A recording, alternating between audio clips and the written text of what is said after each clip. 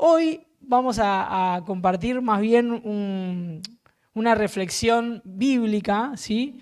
Y seguramente que también voy a compartir parte de mi testimonio, porque si hay algo que a mí me parece que resulta un desafío para los cristianos hoy, es entender que la Biblia no es solamente un libro con mucho dato histórico, sino que también en medio de todo eso que se relató está la palabra de Dios, ¿no? Que Dios nos quiere hablar en todos los tiempos a través de ese libro que no pierde vigencia. Obviamente que es un libro que recorrió muchos años y que cruzó historia, pero que a la vez, por medio de la fe, se transforma en la palabra de Dios. Es un libro que tiene vida, ¿sí?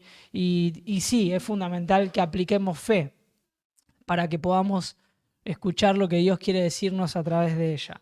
Y saben que desde hace un tiempo que hay un tema que a mí me preocupa bastante y que no solamente a mí, sino que es un tema que preocupa al mundo entero, y es la incapacidad que las personas estamos teniendo para enfrentar situaciones de tristeza, ¿sí?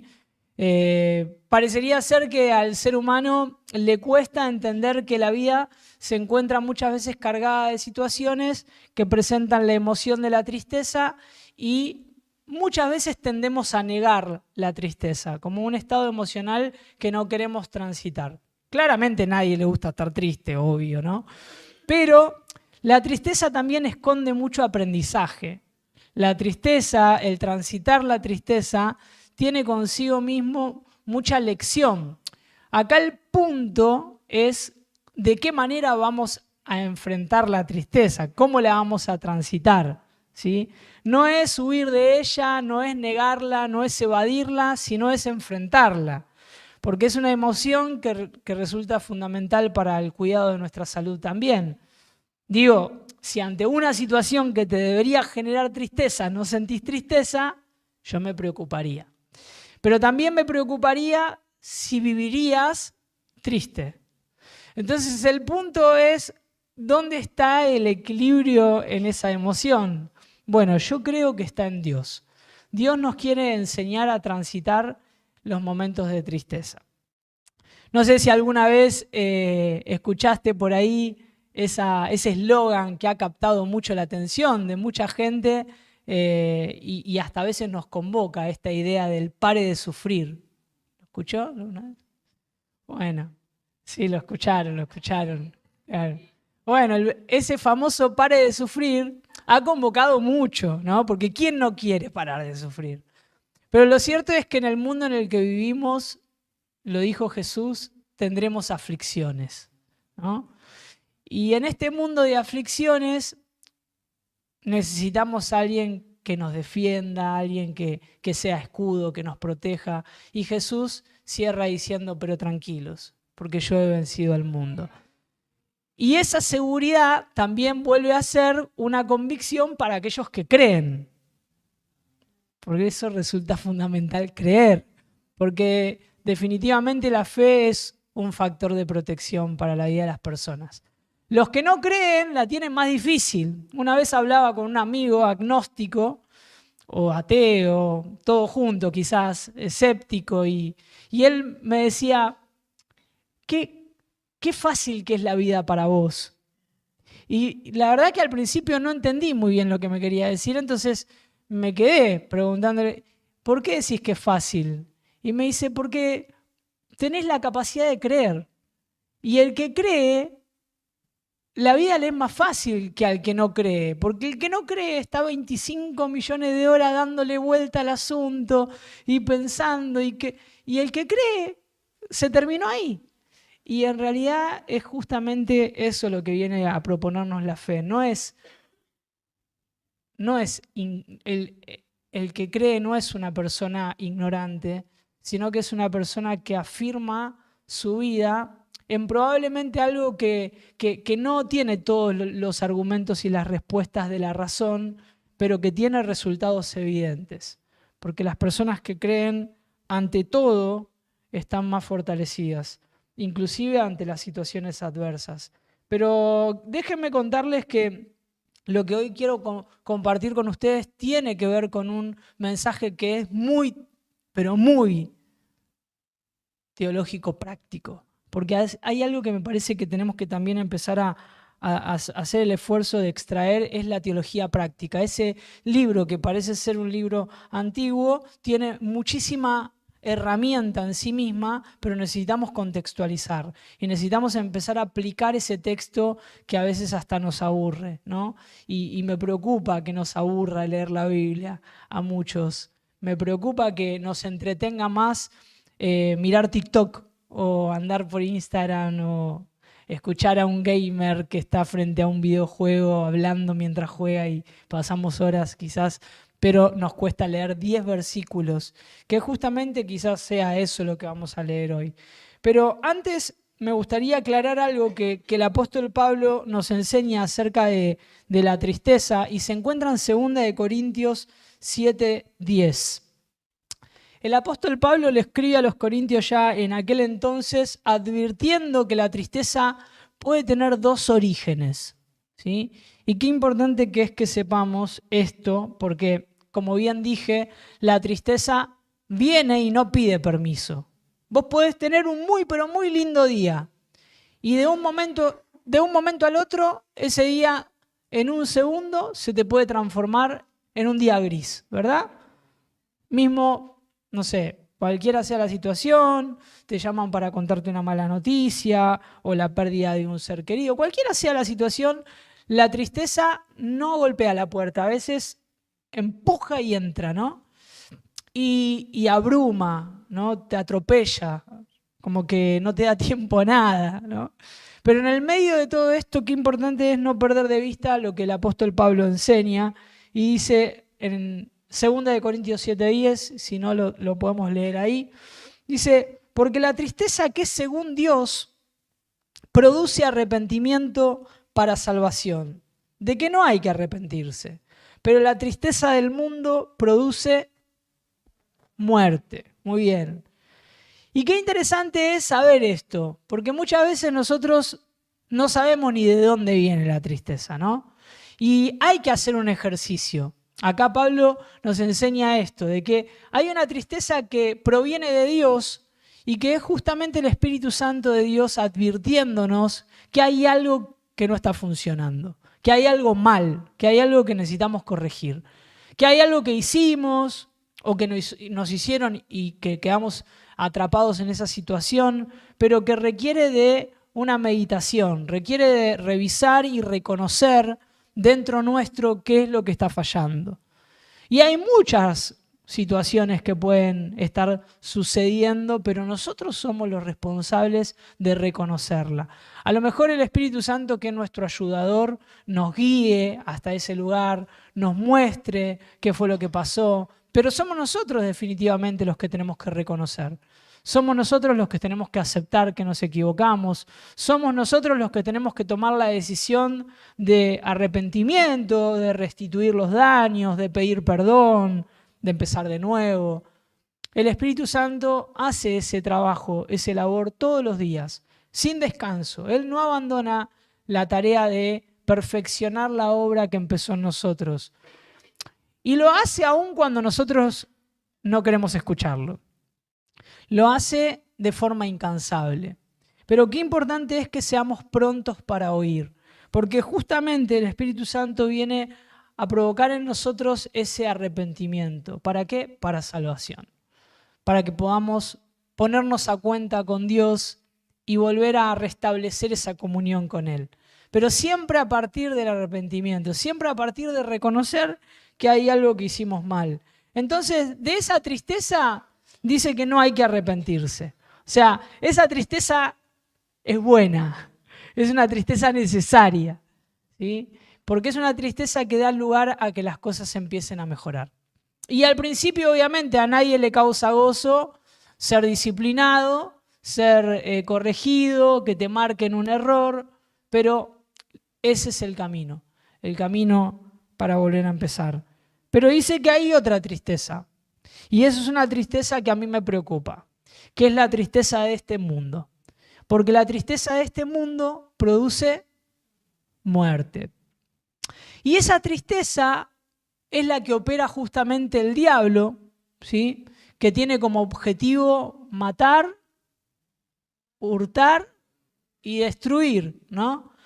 Y el diablo tiene muchas estrategias de destrucción, pero hay una principalmente que a él lo ha categorizado como el padre de la mentira, y es justamente mentir, maquinarnos con pensamientos negativos y llevarnos a creer que eso que hicimos no tiene perdón, que eso que sucedió no tiene reparo. Y vieron que el acusador, que en este caso tiene muchas estrategias, pega en los lugares débiles, ¿no? Como que golpea fuerte, no tiene cuidado de dónde pega, ¿no? Pega, y por lo general pega en esos lugares donde te duelen, ¿no? Para llenarte de culpa, para llenarte de amargura, para recordarte lo peor de aquello que hiciste. Y si nosotros le damos lugar, él empieza a instar en esa línea y empieza a calar hondo y empieza a romper y de a poquito, pero lo va haciendo todos los días un poquito más.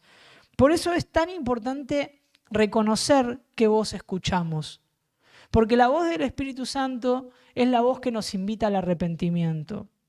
La voz del diablo, que a veces resulta ser muy parecida porque es muy sutil, y parecería ser que nos ministra a veces, ¿no? Como nos habla, es lejos de una voz que nos invita al arrepentimiento, es una voz que nos invita al remordimiento. Es una voz que nos invita a no reparar, más bien dejarnos estar y arrastrar por eso que hicimos. Es más, así como el Espíritu Santo viene a hablarte verdad, el diablo viene a hablarte mentira. Por eso resulta tan importante conocer la verdad. Jesús dijo, conocerán la verdad y la verdad los hará libres. Libres fundamentalmente de caer en las trampas de las mentiras del diablo. Porque el diablo tiende trampas. Y son trampas que sutilmente él todos los días hace el esfuerzo de empujarte hasta ahí. Y saben que esas trampas muchas veces se podrían ilustrar como pozos. Y esos pozos son pozos de amargura, son pozos de tristeza, son pozos de remordimiento, son pozos que lleva el diablo a las personas a creer que eso que hicieron no tiene reparo, no tiene remedio. Y esa es la tristeza en la que muchos se ahogan. Y esa es la tristeza que da lugar a que aparezcan formas, estrategias que este mundo ofrece para salir rápidamente de esa tristeza, aunque sea momentáneamente, con algo que te la levante, con algo que te la suba, con algo que te desinhiba, con algo que te distraiga, con algo que te haga escapar, aunque sea por un instante, de esa realidad, ¿no? Y ahí encuentran espacio las drogas, el alcohol. Pero aquellos que quizás no encuentran la distracción en algo que les invite a escapar de la realidad, quizás también se encuentran atrapados en esas tristezas que hacen a los días oscuros, a los días grises, a los días pesados. Y ahí también encuentran mucha explicación lo que hoy preocupa en estadísticas que tiene que ver con enfermedades de salud mental, como la depresión, ¿no? Y también ahí encuentra explicación las personas que deciden tomar una decisión permanente, como lo es el suicidio, a problemas que son transitorios, porque no pueden ver la transitoriedad del problema. Y ese es el diablo. Y el diablo, así como el Espíritu Santo no descansa en la tarea de ayudarnos a restituir, a reparar, a corregir, a crecer, el diablo tampoco descansa en la tarea de llevarnos a la destrucción. Ahora, la pregunta es, ¿qué voz vamos a escuchar? ¿Qué vamos a hacer frente a la tristeza? ¿De quiénes nos vamos a rodear? ¿Cómo vamos a actuar? Qué importante que resulta entender esto, porque hay promesas de Dios que no podemos perder de vista en ninguno de los momentos que nos toque transitar. La palabra de Dios tiene palabra para todos los momentos y circunstancias. Es más, la palabra de Dios está llena de promesas. Dios no es hombre para mentir. Y Él cumple con sus promesas. Y aunque el cielo y la tierra pasen, su palabra no pasará. Entonces, Él es fiel.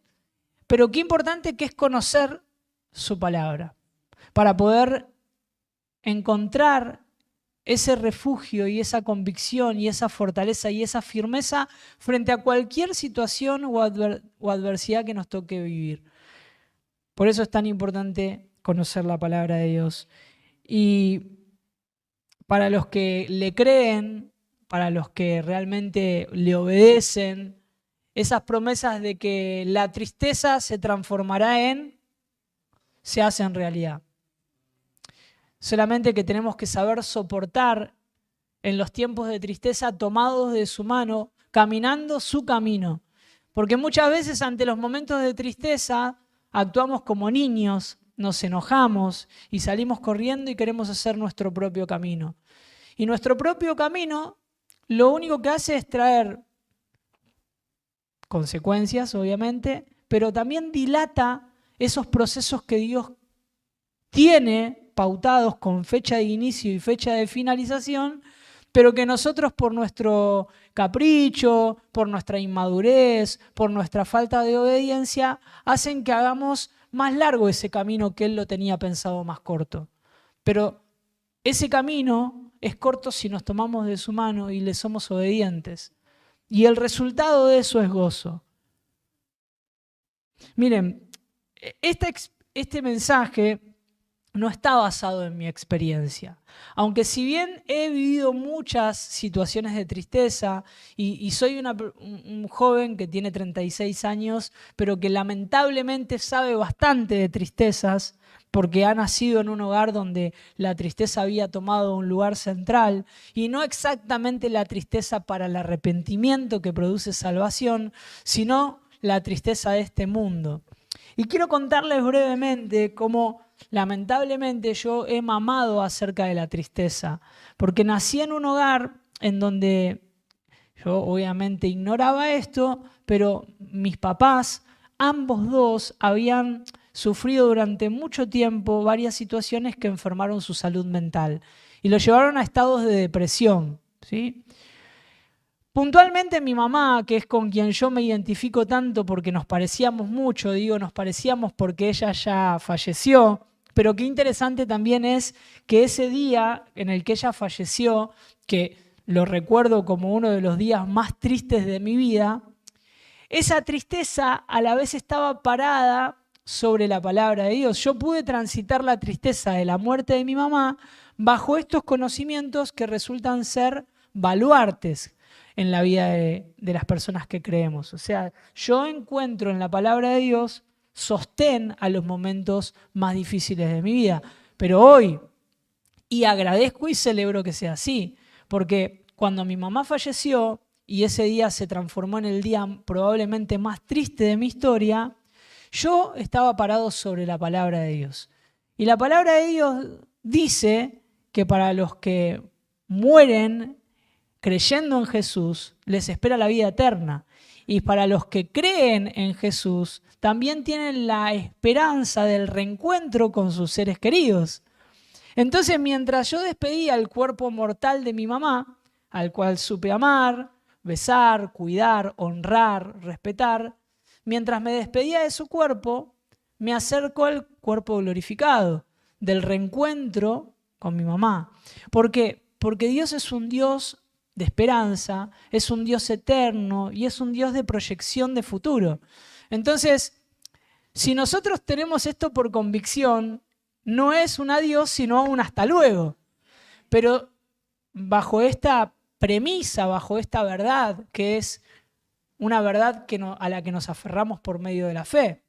Otros lo entienden como un cuentito que te consuela y que te hace sentir mejor, pero para los que creemos es poder de Dios.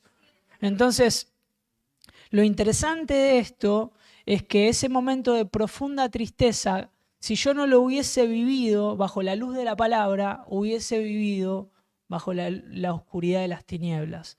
Porque en esa tristeza, mi vida también se podría haber visto en riesgo.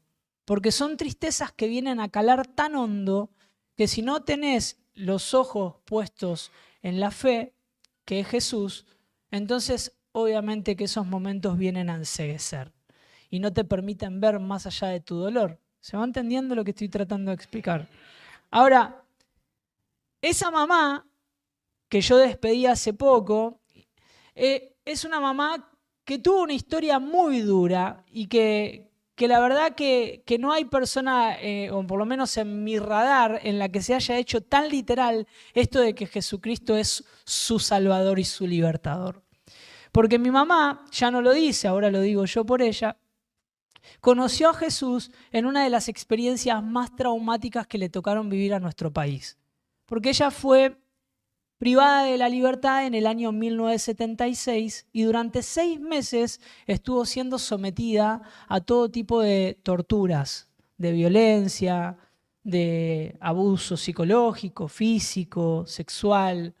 Y en medio de esa terrible experiencia, ella cuenta de que tuvo la oportunidad de un día haber recibido la visita de alguien que creía venía a violentarse contra ella una vez más, pero se acercó lo suficientemente a su oído, digo a su oído porque ella no lo podía ver, porque no podía ver a nadie, porque estaba encapuchada, con una capucha sobre su cabeza para no ver a sus agresores, porque estaba secuestrada.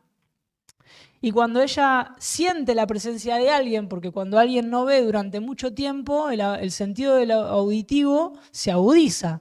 Entonces ella percibió todo el tiempo los pasos, la respiración y el acercarse de alguien que le dijo al oído, quédate tranquila, que te voy a sacar con vida. Y mi mamá, después de tanto tiempo de haber respirado muerte, de haber escuchado a gente agonizar, de haber escuchado gente morir, cuando escuchó la palabra vida, no se pudo resistir. Entonces le preguntó, ¿quién sos?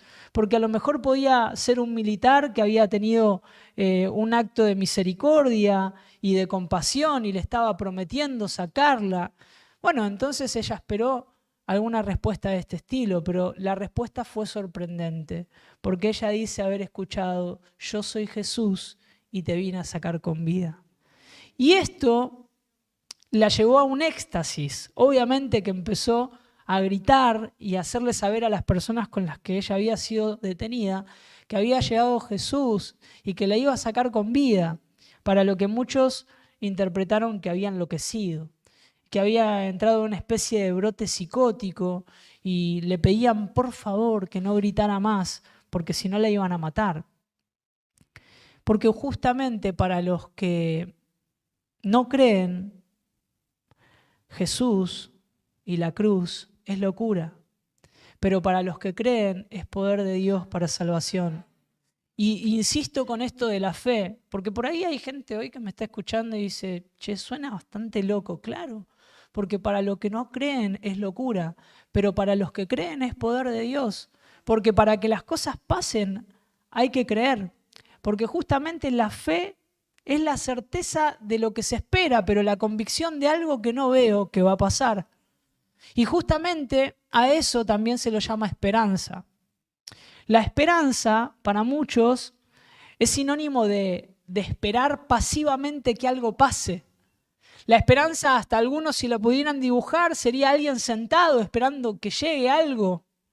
Y en una de las traducciones del original, del griego, la palabra esperanza tiene muchas definiciones, pero una es de las que a mí más me gusta porque se la define a la esperanza como un lazo en las manos del que cree. Y es un lazo que tiene la capacidad de amarrarse a un objeto y atraerlo hacia sí. Y la esperanza es justamente la acción del que cree en la oración. O sea, la esperanza es el reclamarle a Dios sus promesas y esperarlas, obviamente, pero esperarlas reclamándolas, haciendo fuerza, pidiendo que lleguen, porque su palabra es fiel y verdadera. Y Dios cumple sus promesas. Y fíjense en qué interesante esto, y que a muchos de nosotros nos ha pasado más de una vez. Recibir una palabra, creerla en el momento, pero después claudicar en la fe en el tiempo de la espera. O sea, En otras palabras, dicho más simple, abandonar esa palabra porque no llegó en el tiempo que yo quería. Abandonar esa promesa porque siento que Dios se demora. Y los tiempos de Dios son perfectos, aunque en el medio sigan pasando cosas. Y lo voy a poner en un ejemplo claro. Desde el momento que mi mamá recibió la promesa de Jesús de que le iba a sacar con vida, hasta el momento de la experiencia de haber sido liberada, pasaron 7 días aproximadamente, se calcula. ¿Y sabe lo que pasó durante esos 7 días? Lo mismo. Violencia, abusos, violaciones, golpes. Y ahí es donde yo digo, ¿y entonces qué fue lo que pasó? Pasó que había una mujer que tenía que decidir creer o entregarse. Y justamente con esto lo que estoy queriendo decir es nada de lo que pasó estuvo bien, pero hubo una cosa sí que estuvo bien, y es que mi mamá no abandonó la fe. Mi mamá creyó que eso iba a pasar. Y mientras seguía sufriendo, seguía esperando a su Salvador. Y eso fue lo que pasó. Finalmente Jesús la sacó de ese lugar con vida. Cuando los otros creían que estaban siendo llevados al matadero, cuando creían que los iban a fusilar, mientras ellos lloraban, caminando hacia no sabían dónde, mi mamá en su corazón sabía que había llegado el momento y que su Salvador la iba a sacar con vida. Y finalmente eso pasó. Pero aunque la experiencia física fue libre, mi mamá siguió presa del silencio. Y esto es algo que también necesito traerlo hoy a colación y que podamos meditar un poco acerca del silencio como el resultado de experiencias traumáticas. El salmista en el Salmos 32, 34, después léanlo en el capítulo 32, 34, él habla mucho acerca de la tristeza y del silencio y de su amargura. Y es muy interesante que hasta llega a decir, mientras callé, mis huesos se envejecieron. Y todos los días en mí eran un gemir, era sentir tu mano de disciplina pesada sobre mi cabeza, sobre mis cuerpos. Sentía que mi vida pesaba, que no podía ni siquiera caminar hasta que decidí hablar, ¿no? El silencio tiene la capacidad de enfermar. El silencio como resultado de experiencias traumáticas, cuando nosotros callamos esas cosas que nos tocaron vivir, esas injusticias, esas traiciones, esas heridas, se van agravando, porque el silencio dilata, el silencio frena, el silencio interrumpe, algo que tiene justamente la capacidad de sanar, que es la palabra. La palabra tiene la capacidad de sanar, de hacer libre a las personas. Y es todavía un fenómeno difícil de explicar. ¿Cómo puede ser que personas que durante tanto tiempo han callado y han enfermado, cuando decidieron hablar, en poco tiempo se han recuperado de todo su malestar físico, mental, emocional?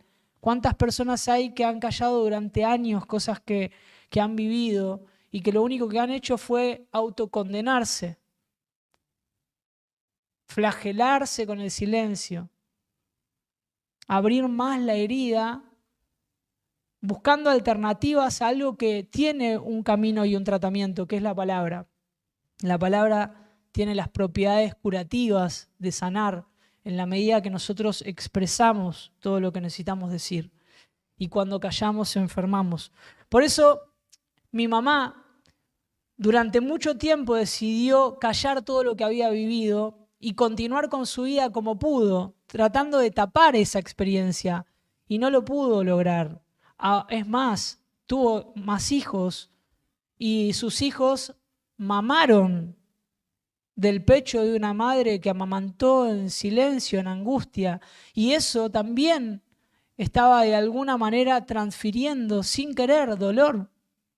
Sin querer estaba alimentando desde el silencio, desde la tristeza, aún queriendo ella ser la mejor mamá que pudiera ser, pero cargó en su vientre hijos, en un vientre herido, alojó, gestó en amargura.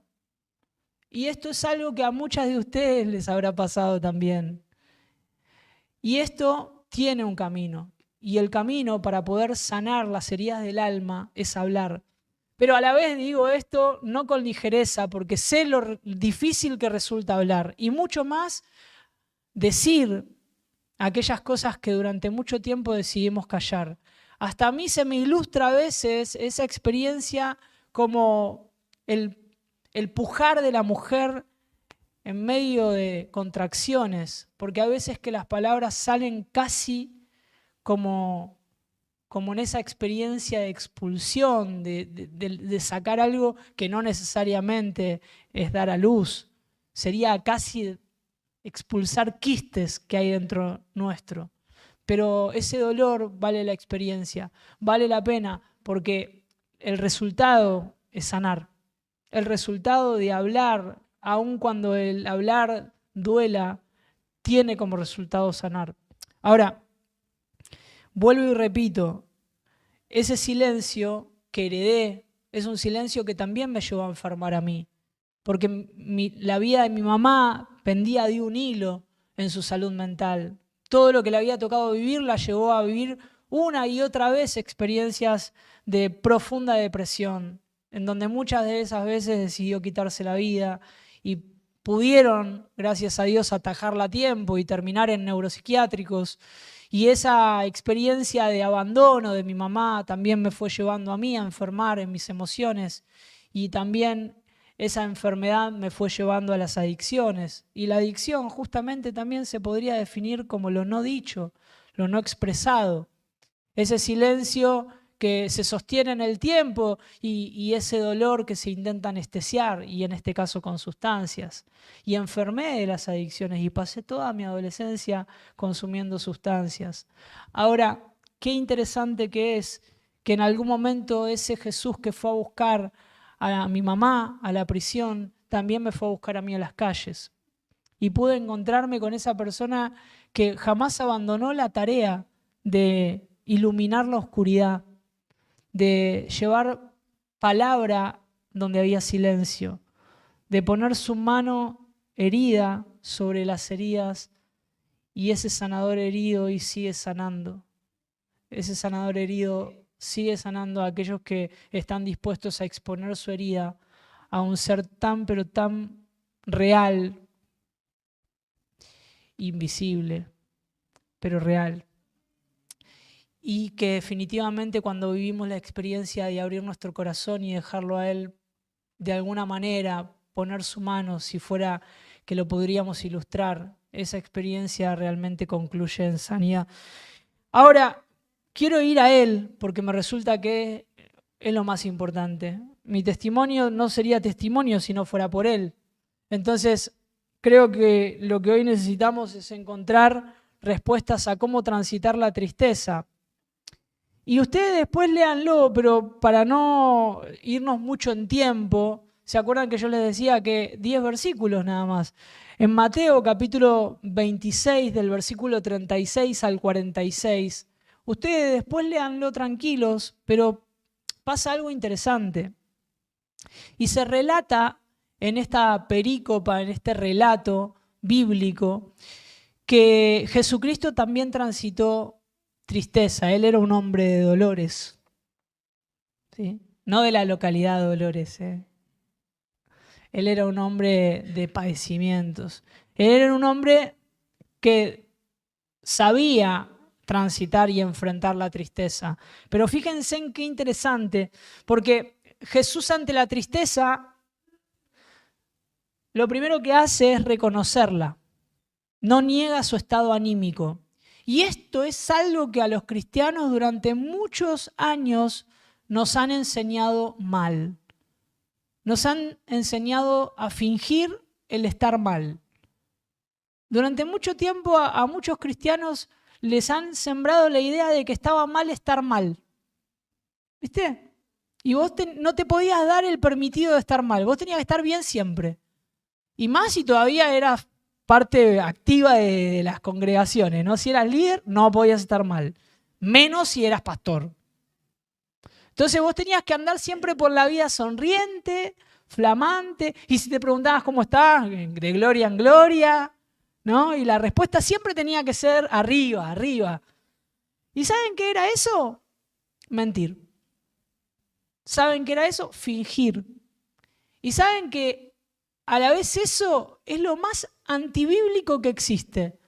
¿Y vieron cuando queremos hacer a Dios decir lo que nosotros queremos que Él diga? Y agarramos todos esos versículos para hacerlo decir a Dios lo que nosotros queremos que Él diga.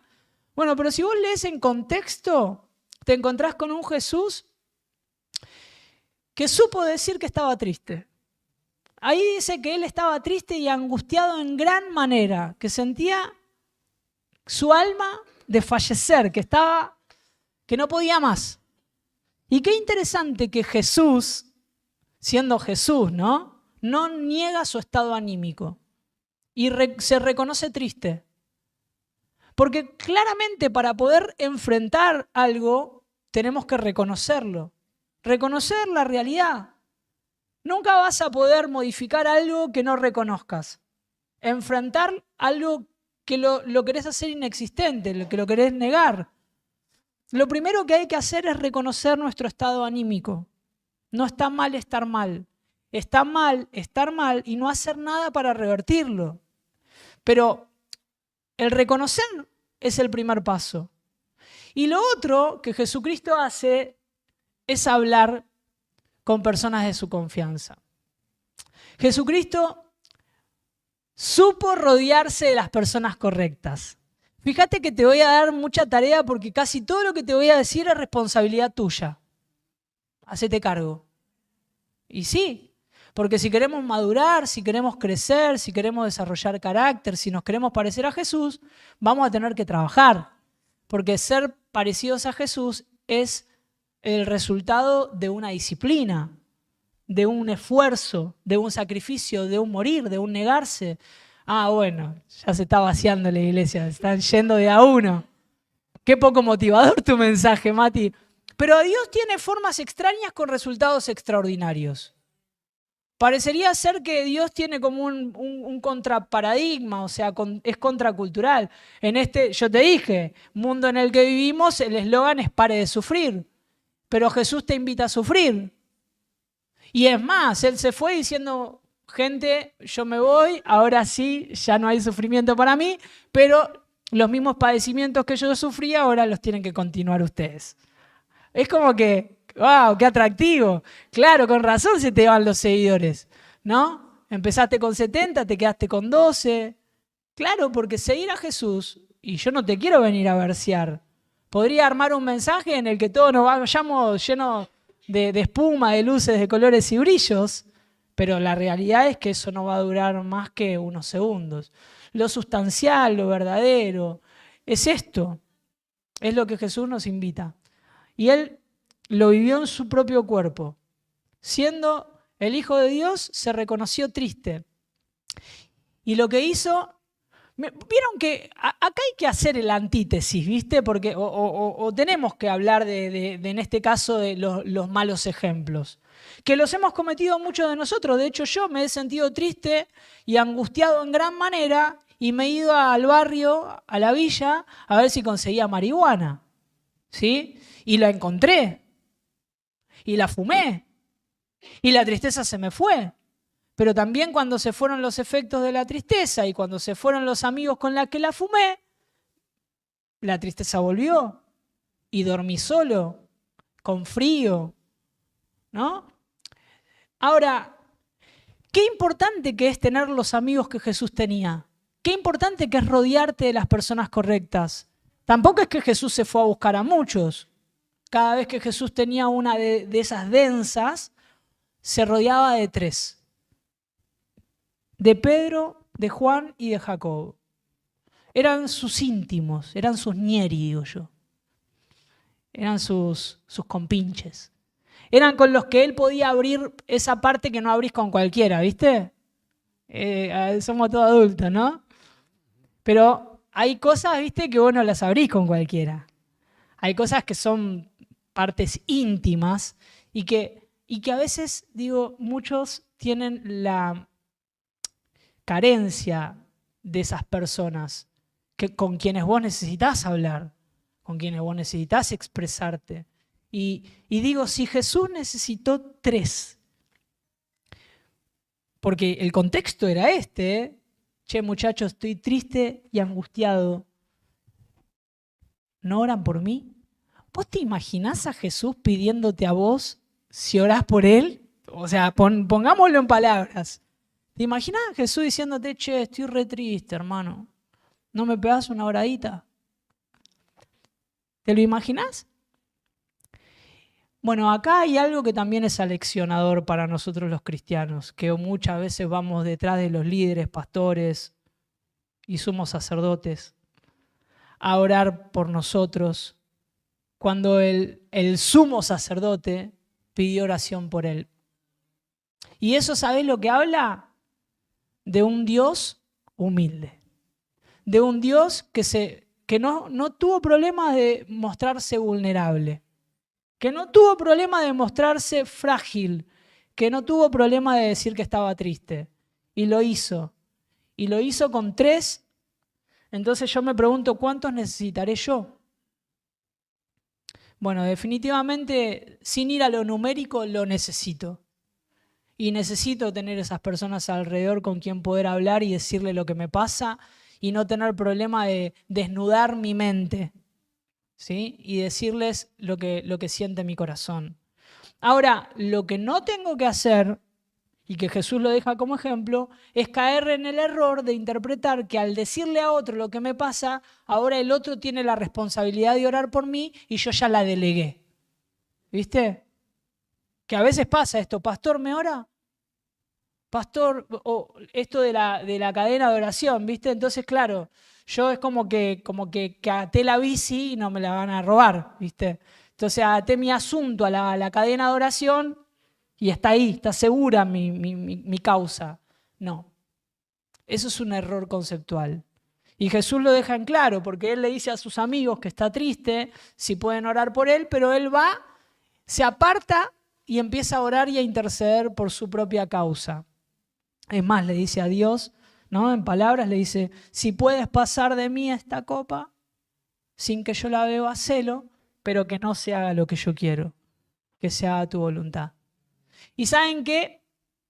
Lo primero que tenemos que entender es que podemos apoyarnos en la oración, es necesario, pero no podemos desentendernos de nuestra propia causa. Tenemos que hacernos cargo e ir a la presencia de Dios, porque hay algo que a Dios le encanta y se va a dejar reflejado en la oración de Jesús. A Dios le encanta esa triangulación que existe entre tus pensamientos, tus sentimientos y tus palabras. Cuando Dios, porque ustedes saben que Dios conoce los pensamientos, ¿no? Y los sentimientos. O sea, Él sabe lo que hay en tu mente y en tu corazón ahora sin que vos lo digas, ¿verdad? Bueno, ok. Ahora Dios está esperando que eso que pensás y eso que sentís también se lo digas. Y cuando Él encuentra a un hijo o una hija en su presencia diciendo lo mismo que Él puede ver en su mente y en su corazón, Él no se resiste. Él no puede dejar sin respuesta a alguien que es sincero, a alguien que quebranta su corazón y que le habla tal cual como lo siente. Y fíjense en la oración de Jesús, que es el claro ejemplo. Ahí hay una lección magistral de la oración. Y es, Padre, si puedes pasar de mí esta copa sin que yo la beba, hacelo. Pero que no se haga como yo quiero, que se haga tu voluntad. Vamos a ver qué está queriendo decir Jesús. Jesús lo que hace es presentarle a Dios su deseo. Presentarle a Dios su voluntad. La de Él, pasar esa copa. Pero finalmente, cuando Él le dice lo que está en su mente y en su corazón, concluye esa oración diciendo, pero guarda, que no se haga lo que yo quiero. O sea, rechazo por completo la posibilidad de que si hay un disenso entre tu voluntad y la mía, se haga lo que yo quiero. No, que se haga tu voluntad. Los que juegan al truco saben que el ancho de espada mata ancho de basto. Pero como acá no juegan al truco porque son todos cristianos, ¿no? Entonces lo dejamos para otra. Lo cierto es que no hay nada mejor que entre la voluntad de Dios y la nuestra que sea su voluntad. Porque aunque su voluntad a veces sea la más difícil, sea la más pesada, sea la más compleja de transitar, resulta ser perfecta. Resulta ser medicina a nuestra alma. Entonces Jesús tenía claro eso, pero él no podía fingir. Él no podía ir a la presencia de Dios a decirle, oh, amado Padre, yo, tu hijo, siempre hago lo que vos querés, entonces esta vez no va a ser distinto. No, él fue y le fue sincero. Y le dijo, esto que me estás pidiendo para mí es terrible. Si fuera por mí y existiera una opción, lo evitaría. Esa es mi voluntad, eso es lo que está en mi mente y en mi corazón, pero que no sea lo que yo quiero. Dame la respuesta, que sea tu voluntad. Si tu voluntad coincide con la mía, perfecto. Pero si tu voluntad no coincide con la mía, que sea tu voluntad, que es lo mejor. Esa es la oración de Jesús. Y esa tiene que ser nuestra oración. En medio de todo lo que nos toque transitar, porque a Dios no se le escapa lo que nos pasa. Dios no está ajeno a tu experiencia, a tu proceso, a tu padecer, a tu dolor.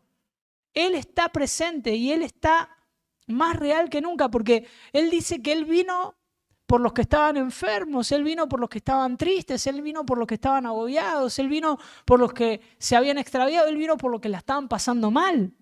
Y cuando nos encontró, lo que Él quiere que mantengamos es una actitud hoy, rescatados por Él, pero quebrantados y pobres en el espíritu, reconociendo que necesitamos de Él todo el tiempo y que necesitamos de Él para vivir. En la medida que mantengamos esa actitud, vamos a pasar por tribulaciones, angustias, peligro, hambre, desnudez, pero ninguna cosa nos va a apartar de su amor. Ahora, Jesucristo, ustedes vieron, van a leer después, se van a encontrar con la escena donde los discípulos de Jesús se quedaron durmiendo. Se quedaron dormidos. Y esta es la razón por la cual no tenés que delegarle la oración a ninguna persona, sino más bien compartir tu carga y pedir oración. Eso sí es responsable y prudente, porque Dios quiere que oremos los unos por los otros y que compartamos las cargas, pero no que las deleguemos. Porque si vos la delegás, corres el riesgo de que esa persona se quede dormida. ¿Y sabés por qué se puede quedar dormida alguien que vos le pediste oración? Por la simple razón de que no es su asunto. Y esto es muy humano, no es poco espiritual, no, es muy humano. O sea, yo siempre digo esto, si yo tuviera alguno de mis hijos en terapia intensiva, ni dudaría en hacer una cadena de oración. Y estoy seguro que habría miles de personas orando por mis hijos, por cualquiera de ellos. Pero todos ellos, al llegar la noche, apoyarían la cabeza en la almohada y se dormirían. Pero yo probablemente no. Y voy a tener que tomar alguna pastilla algún día porque no voy a poder dormir. Por más vencido que esté mi cuerpo, no voy a poder dormir. ¿Me van entendiendo lo que...? Entonces, ¿por qué los discípulos se quedaron dormidos? Porque no era su asunto. Porque no era su causa, porque no los desvelaba, porque no eran ellos los que tenían ese tema pero tan serio que resolver. Y Jesús seguía orando. Y oraba, y ¿saben qué interesante que es esto que a veces a los cristianos nos pasa y nos enojamos, nos encaprichamos y actuamos como niños? Que es cuando Dios nos responde, ¿no responde? ¿No responde? Bueno, entonces voy y hago lo que yo quiero. ¿No? Como si el silencio de Dios nos diera derecho a nosotros a hacer lo que nosotros creemos que es conveniente. Miren, yo quiero decirles algo que he aprendido en estos pocos años de vida y espero vivir muchos más, pero vivirlos de esta manera, sabiendo que el silencio de Dios vale más que 1000 palabras del diablo.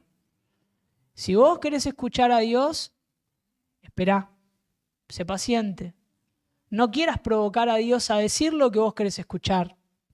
Es mejor que Dios guarde silencio a hacerlo decir lo que vos querés escuchar. Y es peor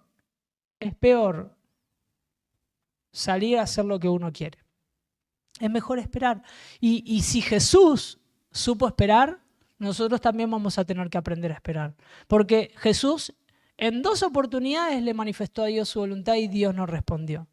Y finalmente recién en la tercera intercesión que él hace, en donde en otro de los evangelios dice que él cuando oraba sudaba gotas como de sangre. O sea que la oración de él era tan intensa que hacía probablemente explotar algunas de sus venas capilares.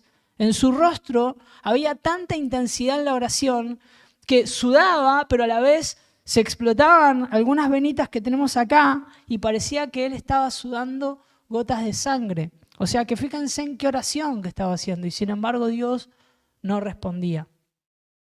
Pero en la tercera oración que Jesús hace, yo puedo encontrar la respuesta, aunque omitida en el texto, pero también vemos en la acción de Jesús la respuesta de Dios.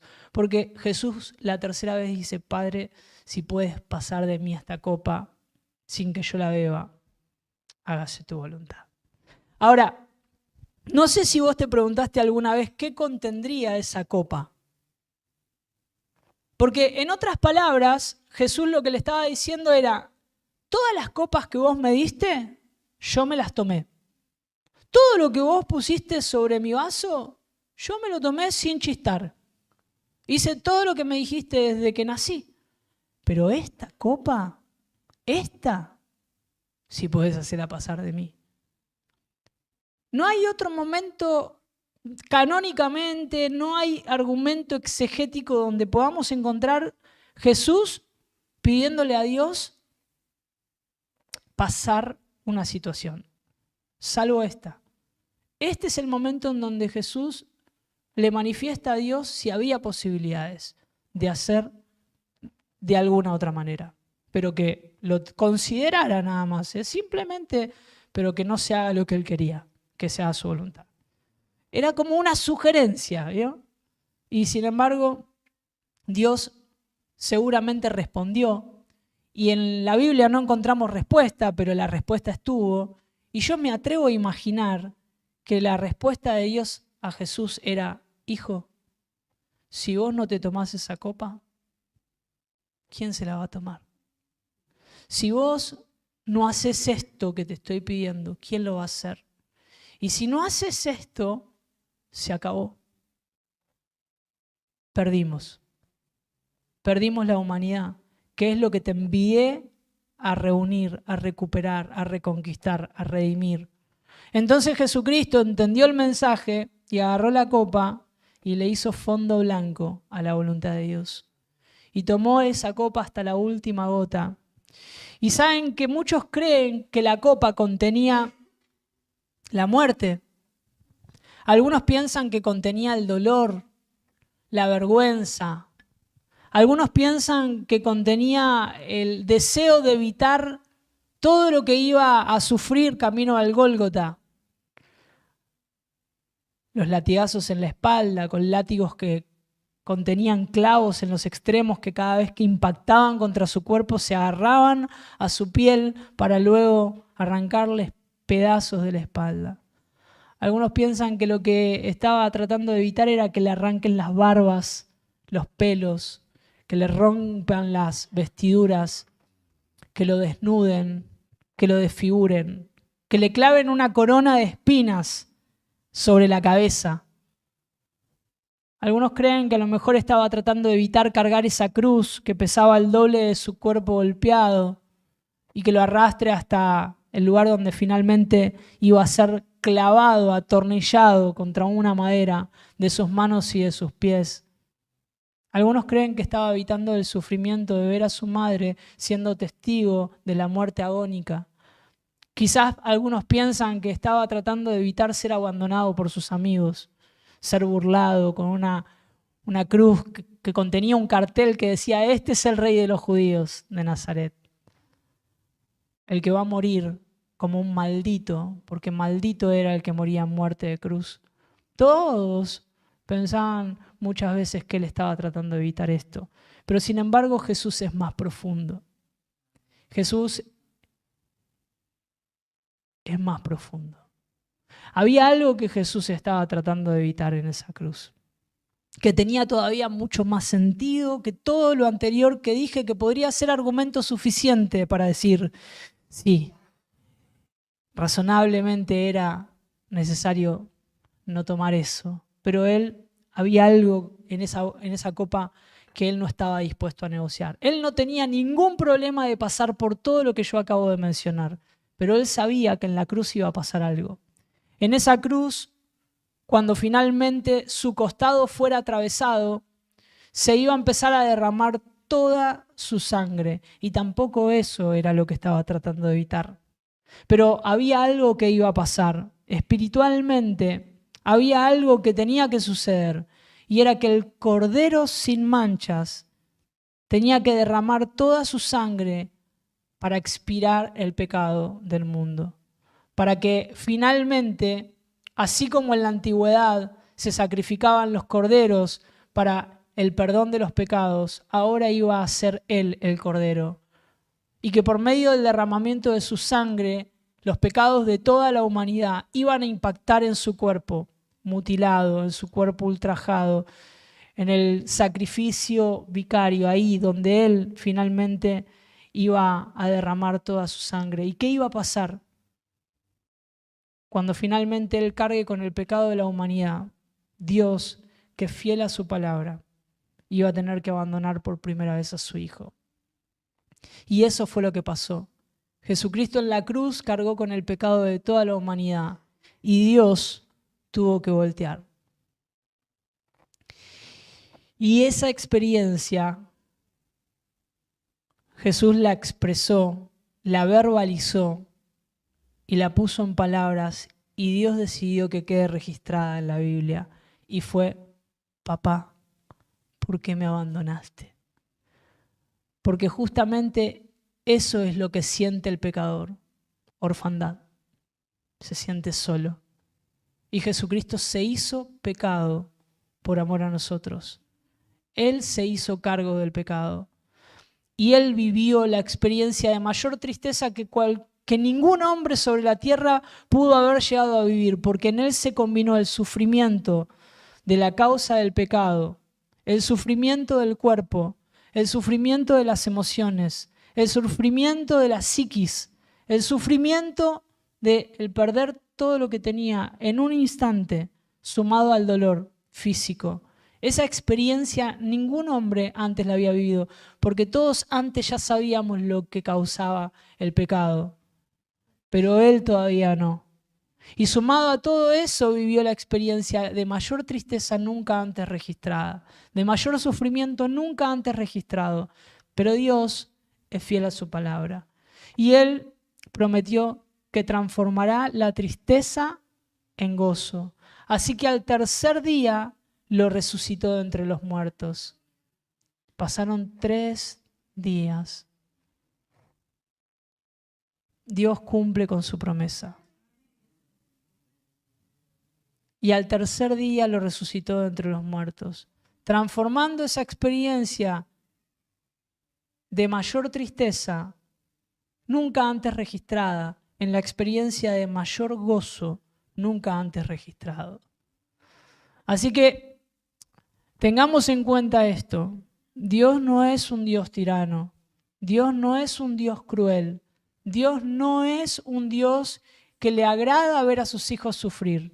Dios es un Dios que se quiere glorificar a través de sus hijos y de sus hijas, pero se va a glorificar a través de ellos que no claudiquen su fe, que sean obedientes a su palabra y que se mantengan en el momento de la prueba firmes, sabiendo que Dios va a transformar esa situación en un triunfo, en un momento de gloria, en un momento de gozo.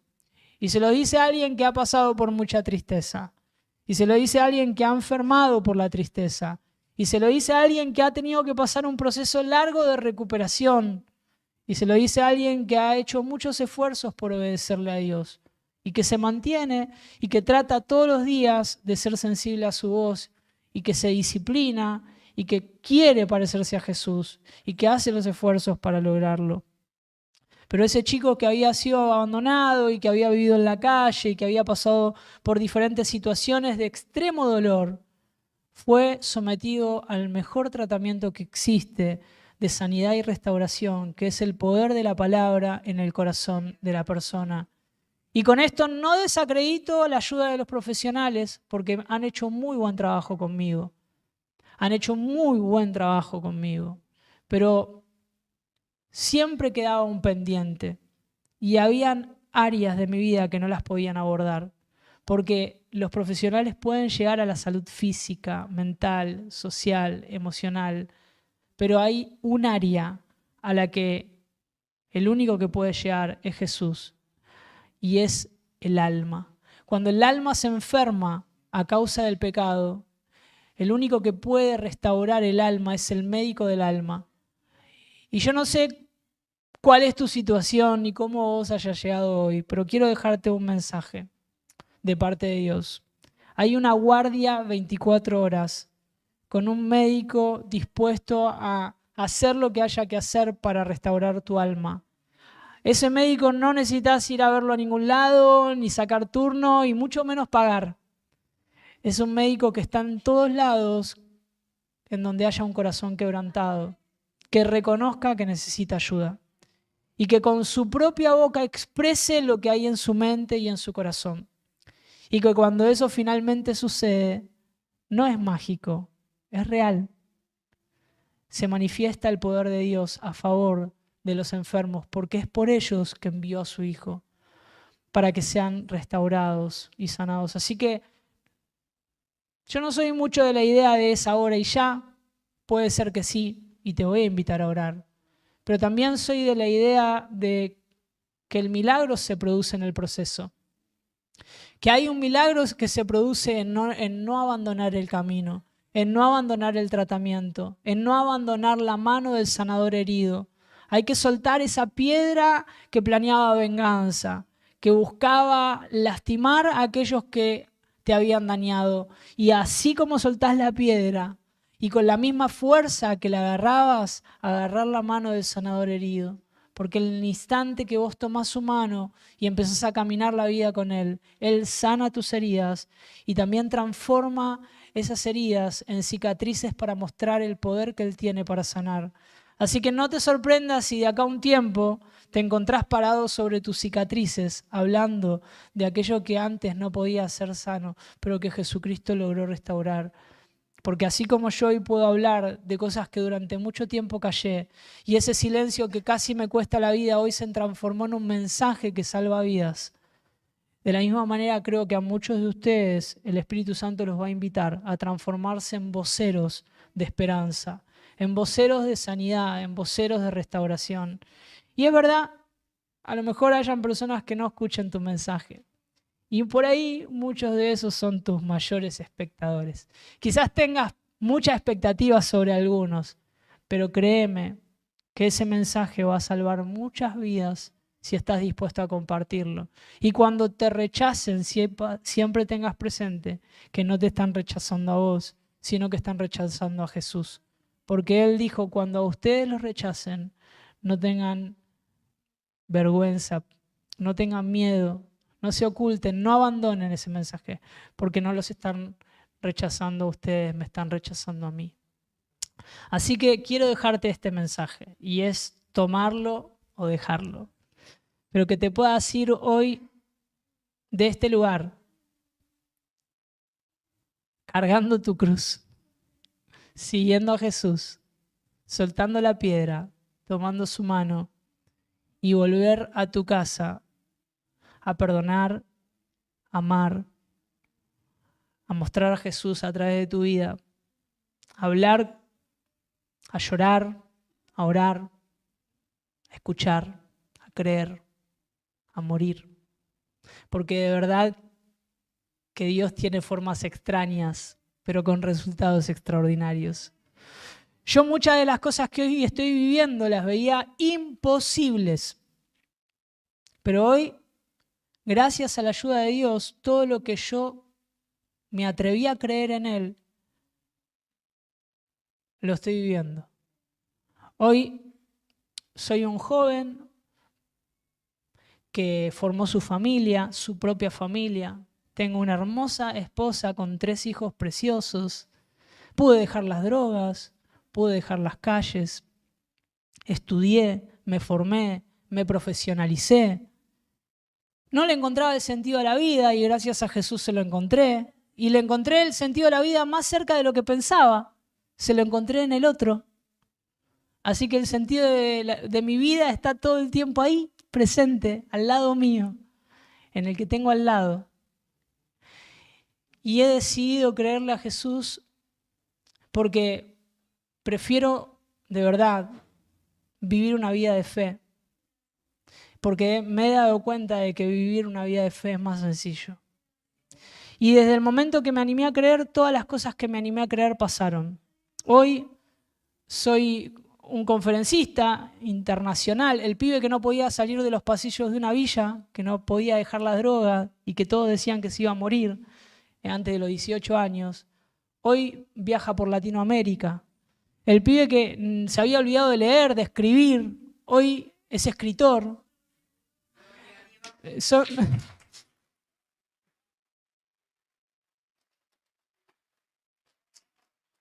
Pero lo interesante de esto, que se te podría también traducir en la definición de resiliencia, que es la capacidad que uno adquiere después de que enfrenta las situaciones adversas de la vida, esto es algo que cualquier persona lo puede vivir, pero tiene un sentido y una trascendencia mayor cuando esto va acompañado de la fe.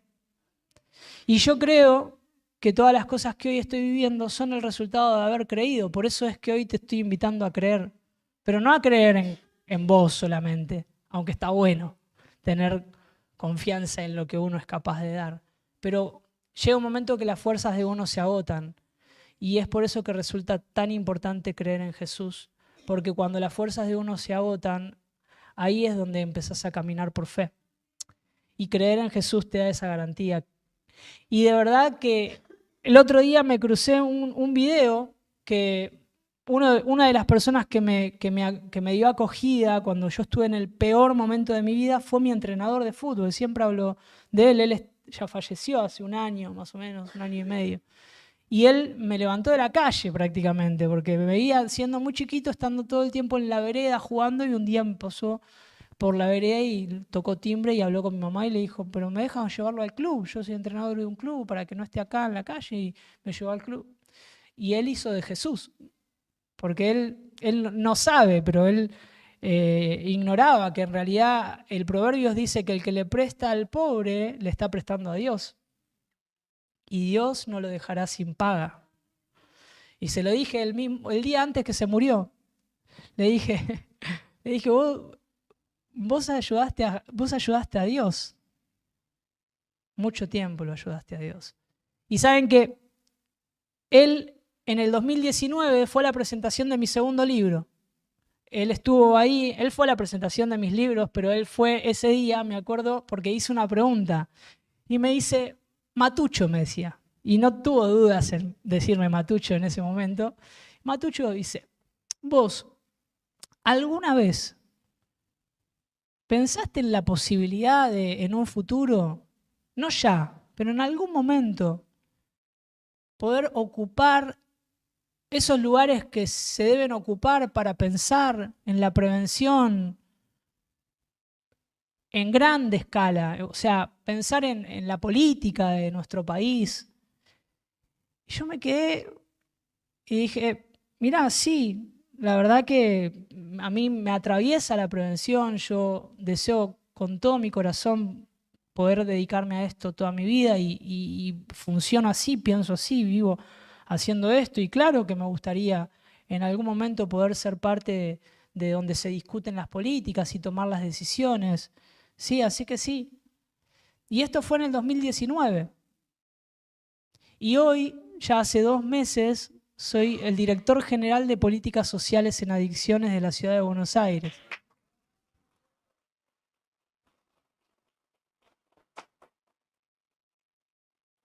Y si yo lo comparto hoy así, no estoy queriendo bajo ningún punto de vista hacer referencia a mi persona, ni aludir a mi persona, porque de verdad que hasta creo que esta es de las formas que hoy decía en 2 oportunidades. Dios tiene formas extrañas, pero con resultados extraordinarios.